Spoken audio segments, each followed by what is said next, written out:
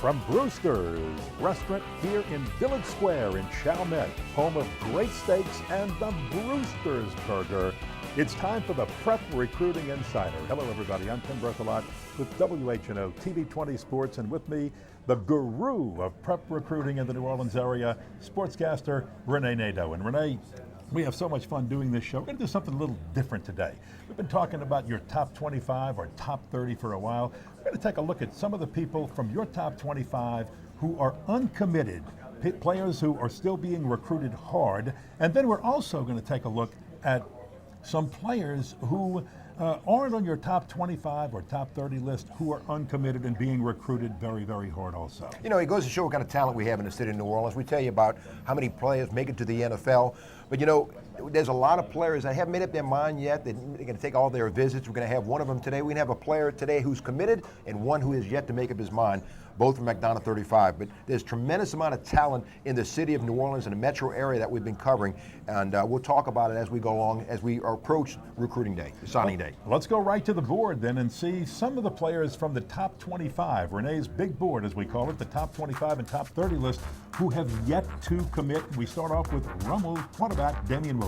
Damian Williams also looking at uncommitted yet, Kansas State, Tulane, UCF, Southern Miss, Nebraska, Memphis, and FIU. Cethan Carter, his receiver, tight end, H-back, fullback, still looking at ULL, Memphis, Southern Miss. A couple of guys here. Duke Riley was with us last week from Curtis. Ed Duplessis, a linebacker from St. Paul, still yet committed. Kenneth Santa Marina from McDonogh 35. We'll talk to him about his choices and options. Shreman Badie from Curtis last week. Noland Sharpe has a couple of offers from Mississippi State and Tulane.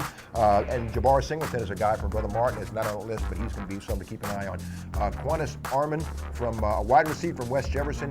Kent Shelby, an interesting prospect from Shaw, wide receiver, wears number 19, runs those crossing routes. Not a big guy, good size, about 6'2", but he's got good hands, runs good routes, good explosion out of his cuts, takes a hit right there and bounces back.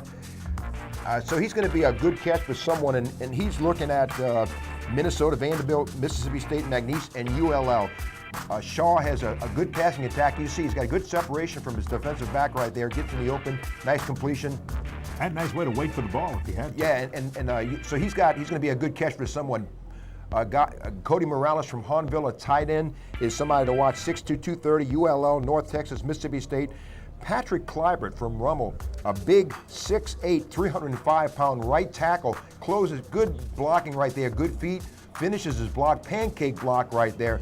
He may play inside, but he's 6'8", 305, got good long arms, good pass blocking for the Raiders. And you can see he drives his man way down the field, good blocking by the 6'8", 305-pounder. SMU, Tulane, Navy, ULL, and UL Monroe are interested in Kleibert right now. How'd you like to have Kleibert on one end and Kenneth Santa Marina, who's going to be our guest in the next segment, on the other? They can make us both look pretty good in running back. Damian Williams right here delivering the ball, but he gets great protection. Damien Daniels from St. Augustine is a guy who is being looked at. He has offers from Louisiana Tech, Tulane, North Texas, Southern Miss, and ULL. Anthony Taylor, a big guard from John Curtis, 6'7", 330. Interest from Indiana, Kentucky, Purdue, and Ole Miss. And Chris Voelkel from St. Paul, 6'3", 265. Offers from SLU and UL Monroe. Continue to look at the list. A guy at the bottom that's interesting, Taylor Cochran from St. Charles Catholic, and a defensive tackle, 6'2", 325. He puts tremendous pressure on the quarterback, splits the gaps, comes in, and he's extremely powerful. A man his size, you can see run down the play here. He got good feet and just clogs that hole. You see he just splits the blockers and explodes into the backfield. And as good as he is, he was hurt last week. He did not play in St. Charles Catholic's 5th win of the season to up their record to 5-2 last week. But Coach Frank Monica expects him to be back this week. Well, he has an offer from McNeese, but North Texas, Tulane, Louisiana Tech, and UL Monroe are interested in him right now. He may play probably around 300 pounds, 325, may be a little heavy for his height. But these are all great prospects we're looking right here that are not on Rene's top 25 list. But I'll tell you what, there's some real good ones that are just knocking on the door, waiting to get in. Let's look at Cyle Cortez at the top. And he's a Curtis defensive end. Interest from Nichols, Southeast Louisiana College. Preston Wingate is a guy that I really like, a linebacker out of Mandeville. And he's got a little interest. He's 6'1", 215. Has some interest from UL Monroe, ULL, Louisiana Tech, Houston, and Southern Mississippi. He does a good job filling the gaps, good in drops. We've got some video on Preston Wingate, and we're going to see him fill some gaps and do a real good job right here. Watch. See the arrow right here, Ken, and you can see he comes through the A gap and just meets the runner head on, stops him in the backfield. He recognizes, has good instincts. He's got pretty good size, 6'2", 215, skates along the line of scrimmage, makes the tackle. He's also good in pass drops. You can see he recognizes transitions from the pass to the run, gets in the backfield, makes a good tackle for a loss right there. Again, a pass drop, you see him dropping back, transitions to the running game, makes the tackle at the line of scrimmage. He was about 10 yards back when he decided to transition. Fills the gap right here, recognized the backfield, good pad level, squares his shoulders and makes the tackle. He's a good linebacker. And I like the way he makes tackles in space. Rene. Yeah, he does a good job, and you know, he squares those shoulders and does a good job meeting the tackle, the runner on, head on. Take a look at a few more, and again, after Preston Wingate, we had the young man from North Lake Christian, and that's Will Single. And he's Tulsa, North Texas, Rice, Southern Miss are the guys that are looking at Will Sigel. And here we start with Oak Perry Walker's Bobby Temple. And Bobby Temple is a linebacker, not big, 6'1", 200 pounds, getting attention from Tulane, ULL, UL Monroe, and McNeese, 6'1", 200 pounds. Eric Thomas is a linebacker, 6'5", 238 pounds, has an offer from Southern. He is a perfect middle linebacker. Henry Glover is a guy we like, a cornerback out of Salmon High School, not big, 5'8", 170 pounds, plays much bigger than his size, Ken. And you see him tackle, meets the runner head on, squares his shoulders, plays good in space, good in pass coverage, and was playing a little deep there, comes up and good break on the ball. Plays very well for a guy 170 pounds, and he really unloads. Very physical. That was against Edna Carr. Plays both ways, offense and defense. He's got on the offensive side of the ball. ball. A little jello in his boots right here. He can wiggle and gets in the end zone as a running back coming out and plants his foot and goes. He's about a 4'4" guy, so he's got good explosion coming out of his cuts. And that's a little look on Henry Glover and Sergio Medina from Hahnville. Sergio Medina played a little running back this past week. We'll talk about him, but he's going to be a strong safety at the next level. And Cody Usan from St. Augustine is a guy who has Houston and Arkansas State interested in him. And I'll tell you what, this is an impressive look at prospects. Again, when we talk about our top 25 list, Rene's top 30 list, sometimes we're just talking about players who might not have the attention, but some of these players are getting the same amount of attention that we've had players get on your top 25 and top 30. And they're just flying under the radar. And it may be something like a guy who had an injury last year. He's slow coming around, but believe me, these guys are college prospects. With that, we will take a break and come back with our guest. We've got some fantastic guests, all from McDonogh 35 and the Coach Wayne Reese program right after this on the Prep Recruiting Insider from Brewster's in Chalmette's Village Square.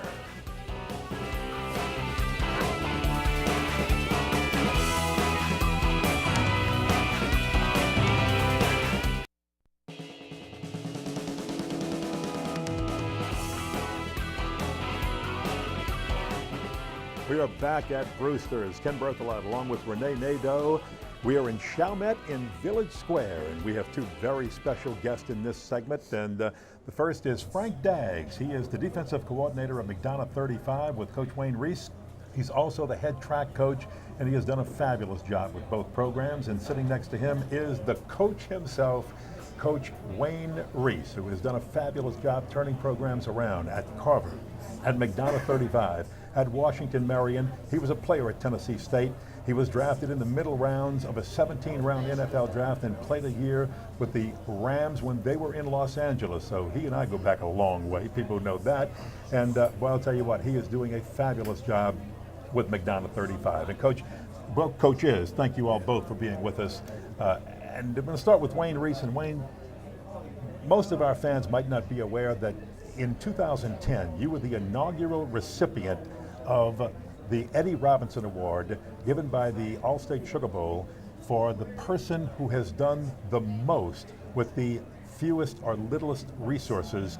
And I think that's a compliment to your program and what you had done that year with this McDonogh 35 program. You built a winning program. You got to the third round of the playoffs before you were knocked out. Congratulations on that award, being the first recipient, and what you've done at MAC 35. Well, I tell you, Ken, I just been lucky in all the programs I've been to. Number one, that I always had found, a principal has found me. Mr. Philip White, principal at McDonogh 35, and he's the guy that called me. He knew me from the past and everything, and he brought me in at 35. And he was the guy that really, you see, turn it around, he turns it around because as the principal have full control. And he gave me that full control to develop us a good football program at McDonogh 35, and it's no problem. In all the schools that I have been to, Carver was the same way, Washington Mary was the same way. The principal, the one initiated all the stuff that I have done and been successful, and I've just been blessed. And also to have coaches, that everywhere I went, I've had good coaches. And if you don't have that ingredient, it just doesn't work. You take, for instance, Frank that's right here, Frank Daggs, the defensive coordinator, Wayne Reese Jr., the offensive coordinator, those guys, Tellman's, the guys that went to school there, you know, came back and to help me to develop the program the way it is. So, you know, you got to give a whole lot of thanks to those guys.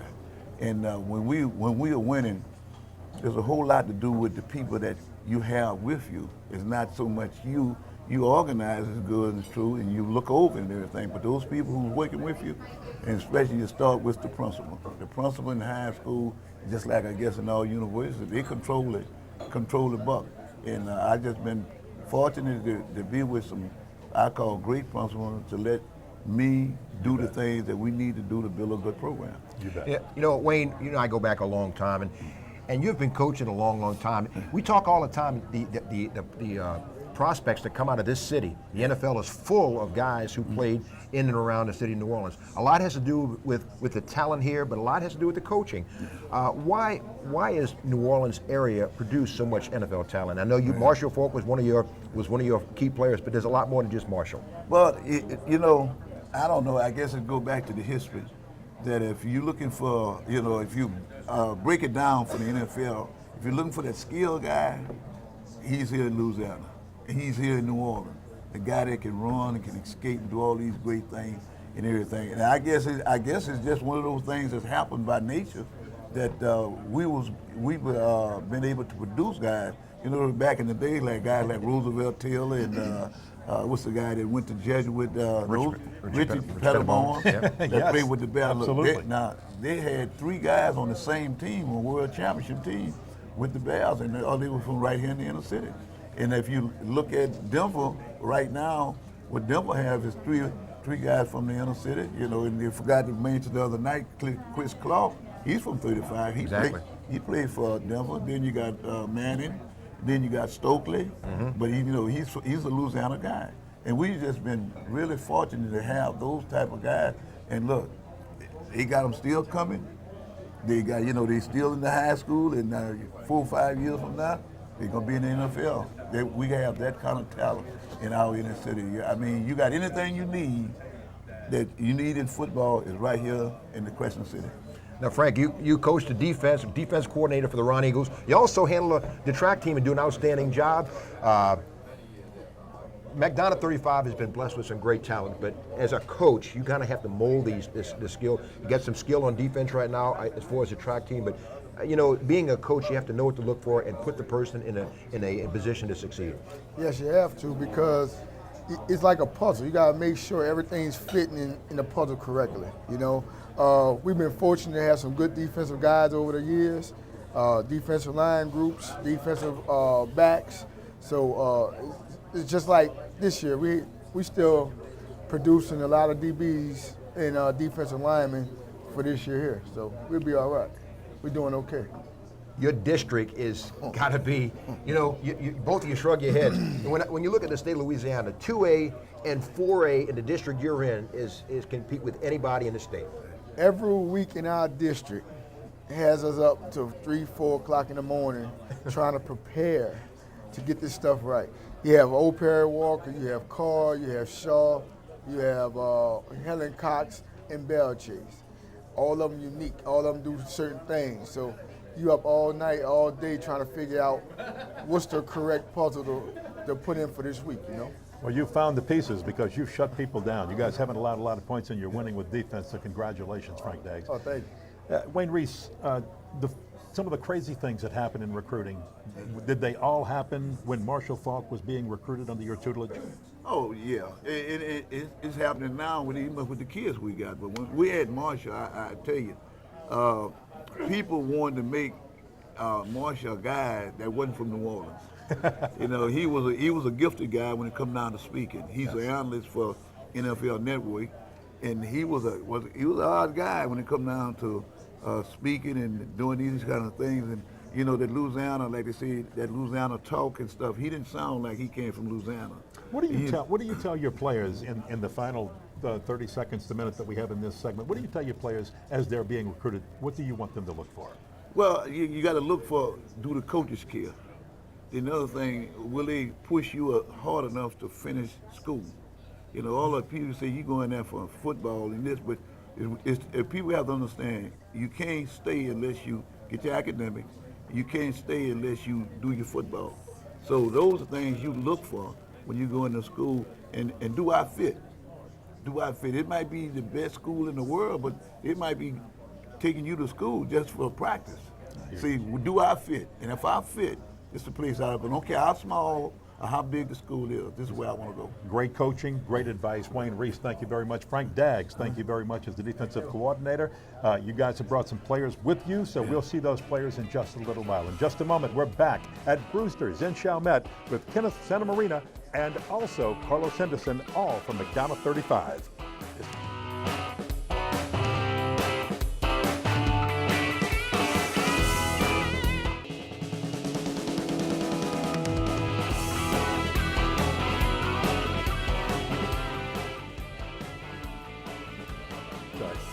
I needed some of this.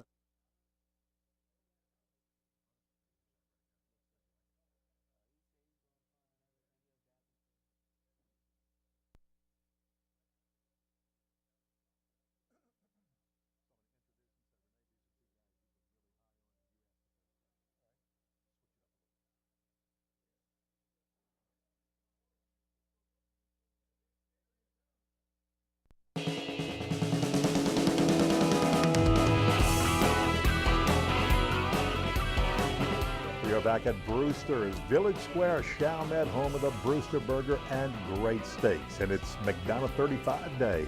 We just talked with Coach Wayne Reese and Frank Daggs, and now we are talking with players from the McDonogh 35 Ron Eagles football team. We've got 6'6", 325-pound senior Kenneth Santa Marina, and also a little scat back, a guy who cuts like no other. Wait till you see the video in just a little while. And he is a 5'11", 175-pound senior, Carlos Henderson. Two guys, Rene, that you have been extremely high on, and you've always had them on the big board in the top 30. Always like these two guys, and you know, I call them flash and crash. You don't want to run to Kenneth, and Carlos will make you be grabbing that air. First of all, Carlos just committed to Utah about a week or two ago. His brother is there as a cornerback. He's got great skills on both sides of the ball. I don't know where side's going to play, but first of all, what sold you on Utah, and where do you feel like your skills are best set on what side of the ball, Carlos? The reason I chose Utah because give me a chance to focus on my skills and my studies. You know, work hard out there, get away from home, and my best ability is playing on the offense side of the ball. You know, I make people miss, special playmaking ability. So that's why I should be playing offense side of the ball. And you got reportedly a 4.35 40. Is that pretty accurate? Yes, sir. And kind of describe yourself. You know, this is in open space. You're extremely difficult to catch. You're like a ping pong ball in a bathtub. and you know, and the thing is that you got such great explosion coming out of your cuts. Look at it, go. And you're right. And you're just not a straight line guy. You make your cuts at full speed. Good juke moke right here. What's this cut? That's a Barry Sanders just kind of move. Do you have a favorite player as you were coming up? What you would just say Barry Sanders. You know, I used to watch Barry Sanders a lot, so you know I get my play style from him. But working hard, long as you work hard, achieve your goals, you know, it'll be straight. How was the recruiting process for you, Carlos? It was awesome. You know, I got a chance to look at some colleges. You know, my options still out there. It's a verbal commit, nothing written in stone. But you know, I'm very it was a good experience for me. And you're excited about the Pac-10? Yes, the Pac-12. Well, Yes, Pac-12 yes, now, isn't it? Yeah. Yes, sir. A little flashback there. Yes, sir. Well, Kenneth, you're a guy that everybody's been having their eyes on.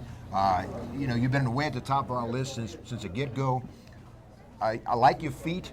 You block good. You finish your blocks. You got good knee bend, good pass blocker. Talk a little bit about the schools that maybe a few schools that are in the loop right now that when you make up your decision, where you may be going. Well, right now, I would like to stay in the SEC because it's more of a challenge there with people around my size or bigger, and they got quick people there. I just really love between LSU and Alabama, love to stay in that kind of range because a lot of people, as linemen, will go to the lead at that college. Now, what are you looking for in a school? Well, a lot of times looking for the academics and all things to do like that. I really love how the coaches take care of these students and all, pretty much. Well, here's some video of Kenneth right here. And he's, like I said, he just collapses the defense on that side, driving back. I mean, that's 10, 12 yards. He's driving his man. You finish your block. You're determined. Good knee bend right there and good pad level on the pass block. The two schools that you mentioned, Alabama and LSU, what kind of relationship do you have with players and coaches there? Well, I know a couple of players at LSU, from Walker, Andy Johnson, and Dwayne Thomas. I talked to them a few times last year since I met them.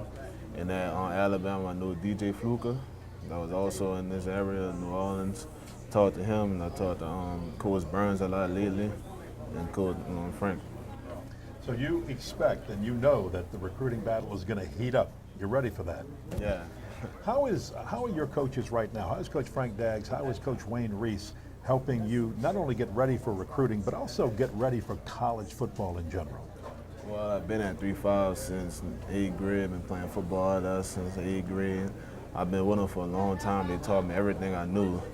They helped me now since my junior year, how college would be. They've been telling me, giving me scoops and all that, how you should act and stuff, things like that you should do. Carlos, same question. How has coaches have gotten you ready for the recruiting process? You're already committed, and then just for college life and college football. Coach Reese, he's a legendary coach. Teach me everything I know. He's a great coach, and then now push me, work hard, make sure he stays on me. I'm on task and doing what I have to do. Respect, discipline, all that he shows us. So yeah, Coach Reese is a great coach. Now, you already committed. You have a lot of time in the process. Are you solid with Utah? It's kind of, but it's not nothing written in stone, nothing not signed, so my option's still out there. And when do you think you're going to make up your mind, Kenneth? Do you have a timetable, or are you going to wait till the last minute? I already know yet, but the time will come when it happens. Okay, so you're not going to wait. You're not going to pull out a hat from underneath or anything. Is it you look for any kind of fanfare, or what exactly is going to be the ceremony when you decide to commit? Like right now, I'm still picking up dirt and all that from the colleges and all that to see which one I would love to be at for 4 years and however long I'll be there. I'm still looking around. Hopefully, it should be between now and February.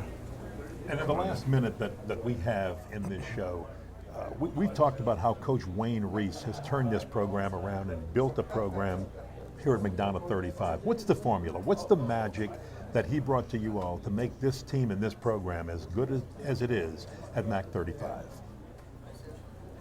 He actually done a lot of things. Can you pinpoint anything? Not everything. I can't really pinpoint everything because he helped everything around. Yeah. Carlos, anything you can pinpoint? Just his attitude towards coaching kids. He shows a passion for the game. That's what he do, and that makes me have a passion for it. You better believe. And yeah, he's a great coach. Well, guys, we wish you all the best of luck. If you decide to keep your commitment at Utah, the best of luck to go there, play with your brother, and wherever you decide to stay in the SEC, whether it's Alabama or LSU, we wish you the best of luck, Kenneth, okay? I want to thank Kenneth Santa Marina and also Carlos Henderson from McDonogh 35 for being Rene and I's guest on the Prep Recruiting Insider. We will take a break. We are at Brewster's in Village Square, Chalmette. Oh, it's all good. Doesn't matter what they're serving, but yes, the grilled tuna will knock your socks off.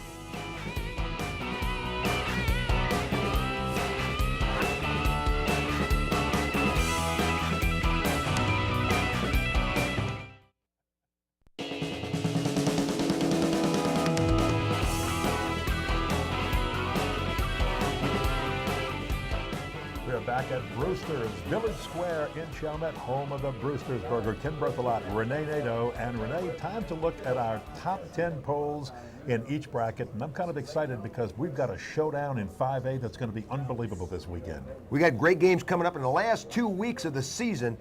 So you got Rummel and Jesuit. What a bang-up game that's going to be this Saturday. Let's go right to the top 10 polls. The SportsNola.com top 10 polls put together by Ken Trahan and his panel of sports writers and sportscasters, of which Rene Nadeau is one. And there is the battle of the unbeatens. Rummel and Jesuit, number 1 versus number 3. Rummel ran up 42 points before halftime and then defeated Chalmette 49-0. And you got them sandwiched between West Monroe, sandwiched between Don Shaw's. Don't overlook him at West Monroe, number 2. He's breathing down Rummel's neck. He's going to be in there when the smoke clears. And Jesuit coming into the game with a convincing 31-6 win over Brother Martin. South Lafourche, hey, they beat their arch rival, Central Lafourche. Acadiana is a good team, and watch out for St. Amant. That's 5A, and in 4A, Neville just blew out Wassman 49-6. They are now 8-0, Rene, to lead 4A. And we're going to have the Carr Cougars in-house next week with Coach Jabbar Jalouf and some of his players, so you do not want to miss that show next week. Letcher, Tim Detillier, Old Perry Walker in the same district with Carr. Wow, what a tough district that is. Still winning with defense, too, aren't they? Yes, they are. Salmon up to number 5, and Vanderbilt Catholic down in Houma cracks the top 10 this week. That's our 4A top poll. Take a look at our 3A top 10 poll. Parkview Baptist blew out Glen Oak 63-0. They'll close the season at West Feliciana this week. And Larange are led by LSU recruit Gerald Brazil. St. Charles Catholic now 5-2. Frank Bonick is doing a great job with the Comets. And again, on St. Charles Catholic, we talk about this every week, but remember, they lost their first 2 games after having one canceled because of Isaac. They've come back to win 5 in a row, and they've outscored their opponents in the 5 wins 220-31. You think Frank Monica's team is back? Absolutely. They close with St. James at home, then they go to Edie White in Thibodaux. That's a 3A top 10 poll. 2A, Curtis. They were open. They sit atop the 2A poll. Who can beat them? Can't wait for that South Plaquemine matchup with them in a couple of weeks. Evangel outscored Calvary 43-41. South Plaquemine is a team in there too. Watch out for South Plaquemine number 7. They're going to make some noise. Winfield number 5. We talked about them earlier in the year as maybe being one of the best teams in the state. And since losing to North DeSoto in a heartbreaker 21-16 on September 28th, they have won 3 in a row, outscoring opponents 207-24. They close at West Washita and Manny at home. You talked about South Plaquemine, and Carver is in the top 10 after the 46-43 shootout win over Riverdale. Our 1A poll, Washita Christian 8-0. I'm going to ask again, can anybody beat them in 1A? They finished games against Cedar Creek and Grambling. Home games, Kentwood, the Roos, top challenger. Up to number 2. You may see them in a dome. They got the skilled players to get there. And West St. John started off slow. Big win over White Castle. Let's take a look at some of the notable performances from some schools that might not be in our top 10, Rene, and some individual players who just had a great week. Got some great players this week, and one of them is a guy who came off the bench, Tucker Herzog for Holy Cross, came off the bench, had a great week. And I tell you what, he hit an outstanding 3 touchdowns total against Warren Easton. Ronald Green, big starting quarterback last year. Now he's back in there for Holy Cross this year. And he had a great game against Warren Easton. Jeremy Melvin had 179 yards against Ridgewood and a pair of scores. And Jay Tyler, back in the saddle again at Newman, had 5 scores against Cohen and has 61-6 win over Cohen. You can tell Jay Tyler's back. You look at the amount of points scored, 61-6 and a win over Cohen. Wow. Oh, Perry Walker, you talked about them. And Rummel, of course, Rummel had a great week, and they get ready for Jesuit. Walker with a great defense, as you said. Rummel is going to rolling right now with defense. The sophomore running back, Brandon Phillips, with 4 scores against Chalmette. Carlos Henderson, we just spoke with, 7 carries, 111 yards, 4 touchdowns against Helen Cox. And Speedy Knoll out of Edna Carr did it passing and rushing. He had 3 rushing touchdowns, 3 touchdowns, 2 rushing, 1 passing. Well, we just had McDonogh 35's Carlos Henderson and Kenneth Santa Marina on the air with us. And how about Carlos Henderson in the big victory last week? Well, I tell you what, he's really got all the skills to play, and he's going to be a great catch for the Utah Utes. Sergio Medina, we talked about him. He'll be a strong safety in college, but he switched slides of the ball, played running back this past week, 193 yards and a pair of scores against Higgins. Big win for Hahnville. And Leonard Davis did it on both sides of the ball, made some key tackles, but his passing, his arm, 178 yards passing, 121 rushing, 2 touchdowns, and a big win over Destrehan. Yeah, Leonard Davis, Tulane commit. And moving right along, we've got a couple of other. That was a 35-34 win over Destrehan, by the way. Yes, it was. And again, some outstanding performances. And I'll tell you what, you take a look at the way this prep football season is shaking up as we get to the final couple of weeks for the playoffs. This might be one of the most exciting seasons we've had in prep football in a long time, Rene. Can't wait to the Dome Classic, and whoever gets there. It won't be winners or losers, there will be survivors. And you got some great talent. Injuries are going to play a big role in this playoff, Kenny. And the thing is that the teams that can stay healthy and play consistent, mistake-free, are going to make it to the Dome. That's why when you take a look at a St. Charles Catholic and you realize they win without their 300-pound defensive tackle, Taylor Cochran, yet he'll be back this week, you know that's a strong football team, so it should be interesting. And Frank Monica's been there before, and that experience plays so much into this. If you've been in the playoffs and your team is tested in the playoffs, you know what's coming. You know you have to step it up when the playoffs come. We will take a break, and when we come back, we will have our Player of the Week and our Coach of the Week, our Max Home New Bath Player and Coach of the Week. On the Prep Recruiting Insider, we are at Brewster's Village Square in Chalmette. Great steaks. Wow.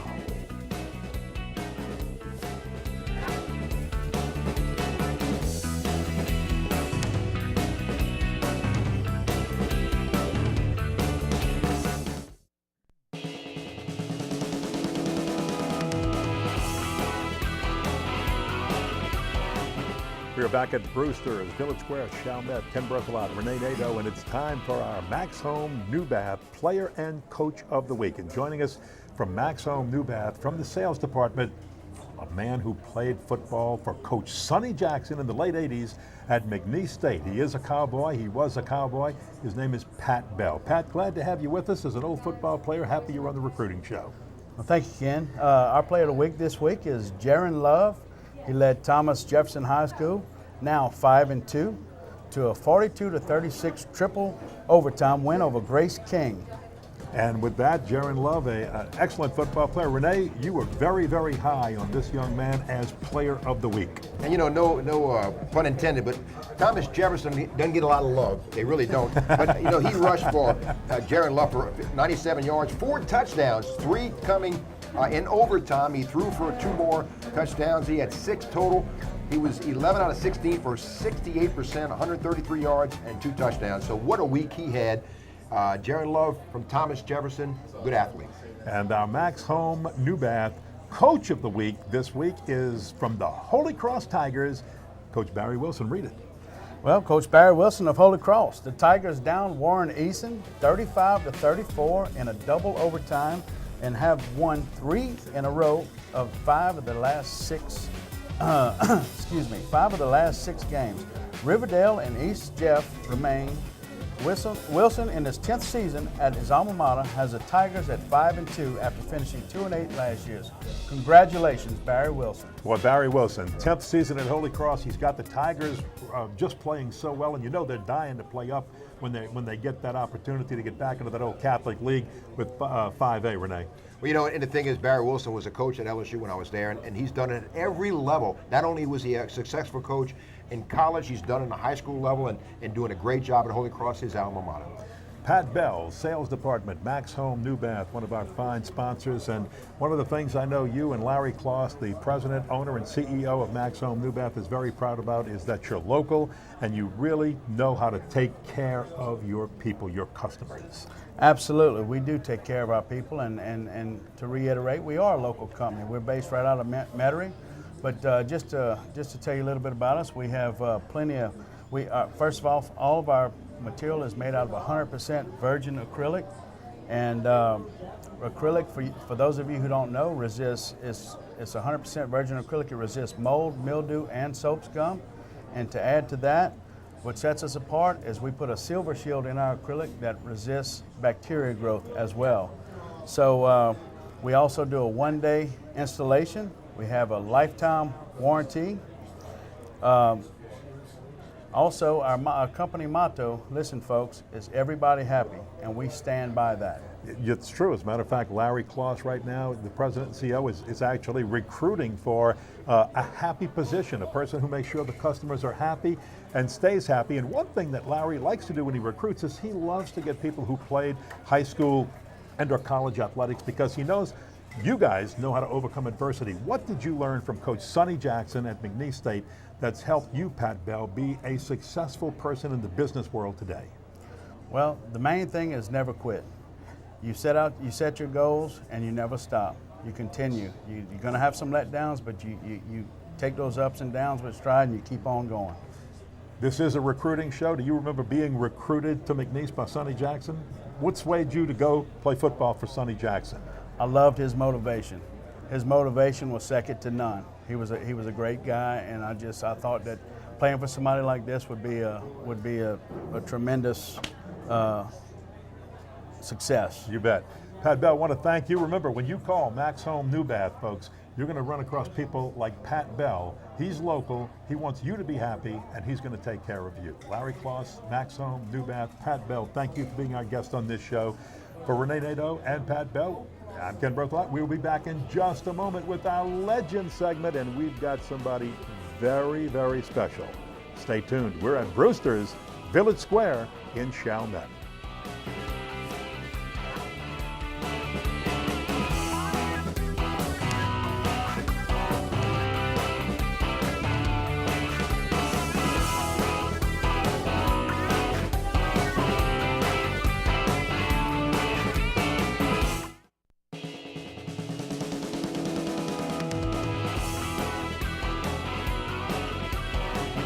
Welcome back to Brewster's. Ken Berthelot and Rene Nadeau and our special guest on the Legend segment. And he was truly a legend from McDonogh 35, from Florida State, even though he could have played at Tulane. We'll get into that in just a little while. And then he played with the New Orleans Saints, a guy that Rene Nadeau was so excited to get on this show, Tallman Gardner. And Rene, when you said, we've got Tallman, I knew it was going to be a special Legend segment. I love this guy. You know, I remember when he was in high school and stuff, and we've talked a lot. But, you know, the thing is, take us through the recruiting process. I know Bobby Bowden, when he comes knocking on your door, it's going to be tough to say no, but take us through the recruiting process and what schools were you considering before you became a Noland? Okay, well, the recruiting process was a very extensive process. You know, you had schools like Florida, Florida State, you know, Georgia, LSU, right backyard at Tulane, you know, and they're at the door waiting outside your house on a daily basis after you get out of practice. So, you know, it can be overwhelming at some point, but for me, it was like a real exciting experience. What sold you on the nose? Bobby Bowden, just being able to play for a legend, you know. Bobby Bowden's a real good man, you know. Being able to play for a team like that, you know, when I was coming out of high school, they was always in the top 5, you know, in the country. Just being able to play for a coach like Bobby Bowden was a dream come true. But getting to Bobby Bowden probably wasn't easy, because Bobby had a son named Tommy who was at Tulane. And Tommy wanted you, and that meant son had to recruit against father. What were they telling you about each other? Oh man, that was epic, like just legendary. I had the son Tommy telling me that Bobby, his father, is going to die soon. So you don't need to go. You don't need to go. Yeah, he's trying to get me to come to Tulane, so he's telling me I don't need to go to Florida State because his dad is not going to be alive long. So I'm like, are you serious? What was Bobby telling you? My son is not going to be at Tulane long. So they're both just going at each other's throat, and I'm like, wow, this is recruiting process is real cutthroat. And you chose Bobby, of course. Yes. Yeah, absolutely. And you know, he was at Florida State when Coach Bowden broke the record, Bear Bryant's record, all-time winning record. We're going to talk about that in a second, 2001. But you had some great teams, and you came to the Sugar Bowl a couple of times, had some big games here. And talk a little bit about the Sugar Bowl experience and being on that team in 2001 that broke Bear Bryant's record. Oh man, that was like an experience of a lifetime, being able to be a part of that, watching Bobby Bowden, reach that milestone that he's worked so hard for his whole career, and just being a part of a team where, 2001 was my redshirt junior year, and that was like my breakout year also when I had 11 touchdowns. So that year was like a real special year for me. Well, you came to the Sugar Bowl. How great was it to come back home and play? Oh man, that was wonderful. Being able to come back home, letting your whole family, cousins, aunts, being able to see you play in a Superdome, show your skills or whatever. It was really a real good experience. And then you wait for the NFL draft and you're selected in the 7th round. Were you waiting very impatiently? Oh man, How was it? It was pins and needles because I got in some trouble before, a couple weeks before the draft, unfortunately, but it's life's experience, you live and you learn. But just waiting that long, knowing that, you're a lot better than the players, that was selected ahead of you. Just being, just sitting home and waiting on that phone call. But when I finally got that phone call from Jim Haslett, man, it was like, I'm coming home. Oh, I get to play for my hometown. It's a dream come true.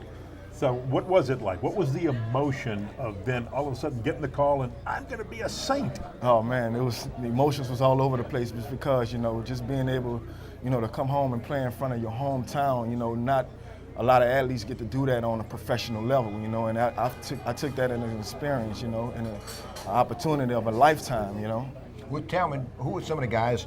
You were a receiver, you were a sprinter in McDonogh 35, a state champ in 100 and 200 meters. Who were some of the guys who were with you with the New Orleans Saints teammates? I had guys like Joe Horn, Deuce McAllister, Aaron Brooks, Dante Stallworth, we had Jerome Payton, Michael Lewis, and those were real good locker room leaders, Jim Haslett was a real good coach. You had Mike McCarthy was the offensive coordinator, We had some real good coaches there, and I've learned a lot, from those players and those coaches, just being able to have those couple of years of experience under their belt, was a real good experience for me. Now you've gone full circle. You're back at MAC 35, a Ron Eagle again, and you're coaching wide receivers. What kind of experience and what do you bring to the table going back and coaching under Coach Reese now? Oh man, just being able to coach under Coach Reese is also another, just coaching under a legendary coach like Coach Reese, and being able, to help him out with like some of the guys like Carlos Henderson, and Santa Marina, being able, help those guys in the process of, getting to the next level or whatever. I bring a whole different thing to the table when it comes to me going through the experience of, the recruiting process, being on a pro level, on how to, take school serious for one, and being able just to try to reach your dreams, as a player and as a person is first and foremost. Pick one thing maybe that you took from your McDonogh 35 experience as a player, then from Bobby Bowden, and now from Coach Reese that helps, or at least has helped make you the successful person you are in life today. Oh man, just taking your life lessons and treating them as they are lessons, you live, you learn, and just pretty much becoming a better person every day. You wake up in the morning, you look in the mirror, and you attack the day like you're the best. And I look at those guys like coaches like Bobby Bowden, Wayne Reese, and every day they strive to be the best. Mm-hmm. Now how much are you helping Carlos and Kenneth through this recruiting process since you've been through it not that long ago? Yeah, they come to me with a lot of advice, they come for me for advice, and I tell them straight up, take your time, listen to everybody, don't, Carlos probably made a premature decision, which I tell him like, nothing signed, nothing, but listen to what everyone's have to say because, nothing's guaranteed and you have to make the decision what's best for you, not for your parents, not for your brothers, not for your friends or whatever. You have to do what's best for you because you have to look at it. It's a 4-year, 5-year commitment to a school, but it's much longer than that because after football is over, you still have a lot more life ahead of you.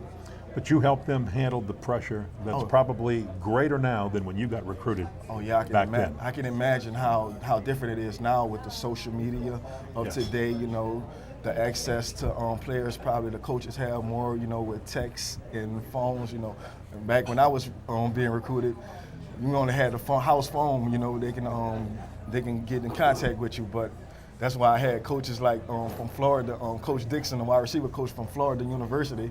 He couldn't get in touch with me. I found him sitting outside sleeping in front of my front door one day. Darwin Gardner, great career, and I'm just happy you're working with the young men today at McDonogh 35. They will all be better off because of it. And thank you for joining Rene, Nato, and I on Prep Recruiting Insider. Hey, thank you. We're at Brewster's. We'll be back to wrap up today's show right after this.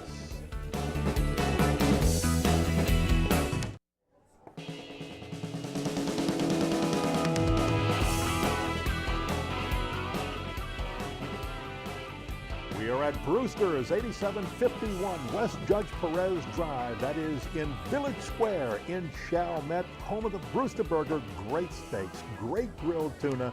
This is where you got to come to watch the games and to have some great food. And hey, we've got Southland Conference football this week, including a live 3 p.m. game, Sam Houston at Lamar, and then a tape-delayed game at 10:30.